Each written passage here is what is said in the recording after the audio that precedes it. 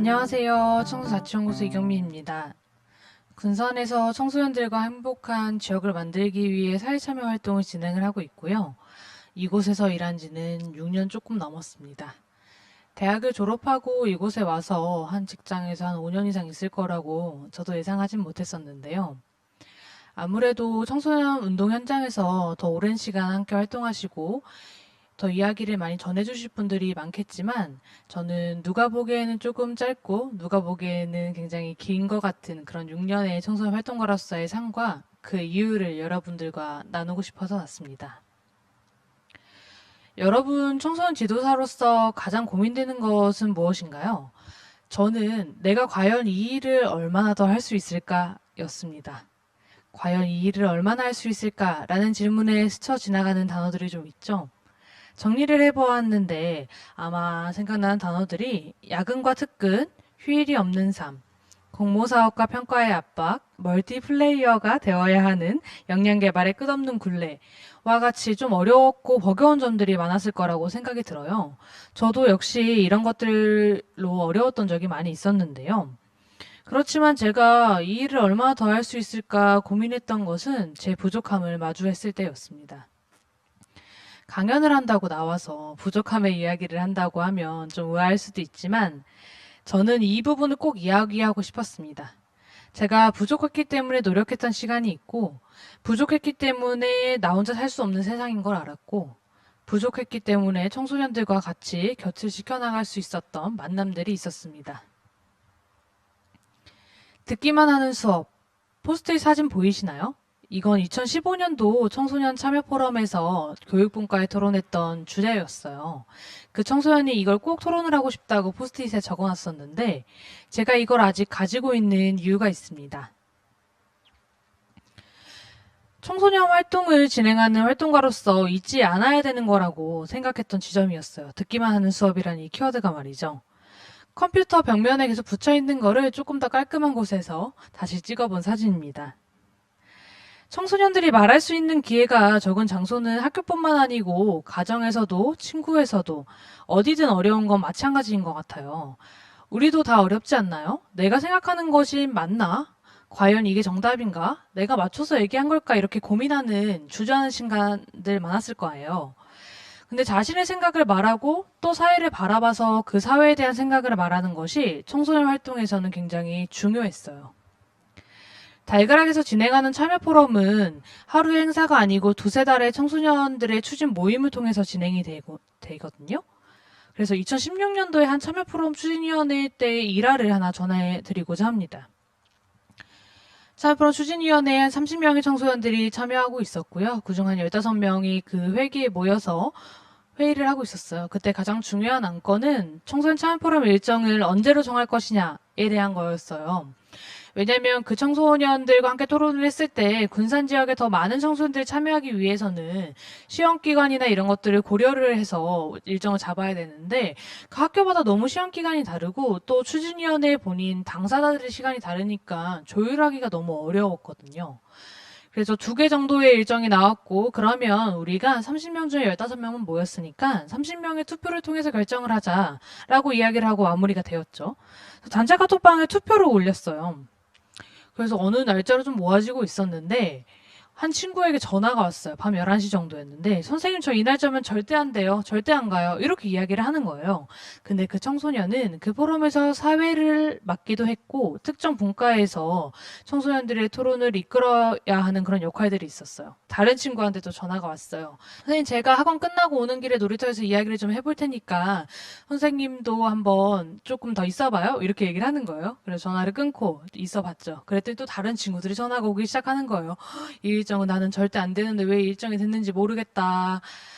더 많이 참여하고 싶은데 이 일정으로는 안 된다. 뭐 이렇게 얘기를 하는 거예요. 그래서 엄청 혼란스러운 시간이 지나면서 이제 새벽 1시가 되었어요. 근데 그때 되니까 아까 안 가요 못 가요 했던 친구가 다시 연락이 왔어요. 선생님 근데 사실 제가 아까 이야기를 했던 거는 정말 많이 참여하고 싶고 내가 기여도 많이 하고 싶고 토론도 잘하고 싶은 마음에서 하는 이야기였다. 근데 다른 친구들의 일정이나 이런 부분 내가 고려하지 않고 너무 이기적으로 말한 것 같아서 학원 시간을 조정을 하면 되는 거였는데 곤란하게 해서 죄송하다고 그렇게 이야기를 하는 거예요. 그래서 본인은 끝까지 이 토론에 참여를 하고 포럼을 잘 마치겠다 이렇게 이야기를 했었죠. 근데 그러면 아까 항의 전화를 했던 더 많은 청소년들이 있잖아요. 근데 그 청소년이 저한테만 사과를 한 게 아니고 단톡방에도 뭐 이렇게 올린 거죠. 우리가 공통의 날짜를 정하고자 하는 건데 이렇게 감정이 격양돼서는 결정을 하기가 어려우니까 조금 더 감정을 빼고 생각을 해보고 잘하려는 거에 또 세상을 바꿀 수 있다는 거에 우리가 집중을 해보자 이렇게 얘기를 하더라고요. 근데 그러니까 좀 상황이 무마가 되었고 또 그 다음날 와서는 또 한 5시간, 6시간 얼마나 더 잘할 수 있을까 어떤 걸 더 조사해야 될까 이렇게 회의를 하기로 했었어요. 앞에 말한 것처럼 다이그라 청소년들은 일정을 결정하고 참여자 모집하는 것까지도 같이 해나가는데요. 그래서 준비하는 시기나 방법, 진행의 전반적인 부분도 그런 정책을 구조화하는 것뿐만 아니고 치열하게 토론을 해요. 근데 안건에 대한 내 생각이었잖아요. 그 일정은 난 좀 어려울 것 같다. 근데 그런 것들을 내 생각을 말하고 그 이유도 들어보면서 서로 조율을 하게 되고 말하는 방법뿐만 아니고 경청하는 방법도 같이 배울 수 있는 것 같더라고요.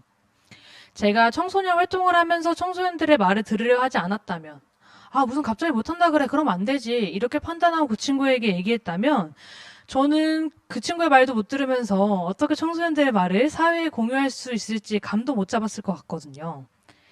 사회도 똑같지 않나요? 정치나 선거가 있다고 하면 의견을 말하지 않으면 관심을 갖지 않게 되죠. 나 아니어도 돌아가고 그런데요. 나뿐만 아니고 우리가 있으면 조금씩 듣는 사람들이 우리 의견을 듣는 사람들이 생기더라고요. 이거는 청소년 활동에서 제가 확실하게 느끼는 내용이었어요. 사회가 듣기 시작했던 청소년들의 목소리가 있었잖아요. 지금은 만 18세, 그러니까 19세 청소년들은 투표권을 가지고 있죠. 드디어 내가 생각하는 가치로 일을 하게 될 정치인들을 뽑을 수 있는 권한이 생긴 거예요. 18세 참정권 운동에 적극적으로 참가했던 청소년들은 그때 굉장히 기뻐하고 그 이후의 활동도 열심히 하기 시작했었는데요. 사진을 보시면 작년 국회의원 선거에서 청소년들은 사회로 총선을 바란다 설문조사를 진행했어요. 그래서 정치, 교육, 경제, 문화 안정 영역에서 청소년들이 중요하다고 생각하는, 필요하다고 생각하는 정책을 조사하고 이를 국회의원 후보자들에게 전달하고 인터뷰하는 과정도 거쳤죠. 그리고 시험지를 또 배부하기도 했는데요. 그 후보자에게 시험지를 줘서 청소년들은 항상 시험을 보는 입장이었는데 이제 시험지를 출제해보는 입장이 된 거예요. 그 시험지 보기에는 청소년들의 그런 교육 정책인 자유학년제라든지 청소년 문화공간의 부족이라든지 이런 내용들의 보기를 담고 그 생생한 문제 현황을 보고 어떤 정책이 꼭 필요하고 어떻게 또 국가의 그런 정책들을 만들어 나가야 될지에 대한 방향성을 답변을 받아보는 내용도 진행을 했는데요. 그래서 그런 답변을 토대로 그 국회의원 후보자에게 청소년을 위해서 일하는 정치인임을 증명합니다. 라는 그런 명예청소년증을 배부하기도 했었습니다. 청소년들이 활동하면서 정치가 이렇게 즐거운 줄 몰랐다고 그렇게 이야기를 했었거든요. 정치라고 하면 항상 싸우는 건 줄 알았는데 이렇게 직접 만나보기도 하고 청소년들의 많은 생각을 들어보기도 하면서 정치는 의견을 조율해 나가고 우리가 꿈꾸는 사회를 만들어 나가는 그런 즐거운 일이었다고 그런 증언들을 했었습니다. 그러던 중에 선거가 끝나고 중앙선거관리위원회하고 한국언론진흥재단이 공동으로 주관하는 인터넷 선거보도상에서 수상 소식을 접하게 되었어요. 만 18세 선거권 이후의 첫 선거였는데 청소년 당사자가 주체적으로 인터뷰도 하고 설문조사도 하면서 시민들에게 올바른 선거 문화를 향유할 수 있도록 공유하는 그런 적극적인 자세였다라고 평가받고 상을 받게 되었는데요. 시상식으로 향하던 기차에서 발표를 맡은 청소년이 그런 이야기를 했었어요.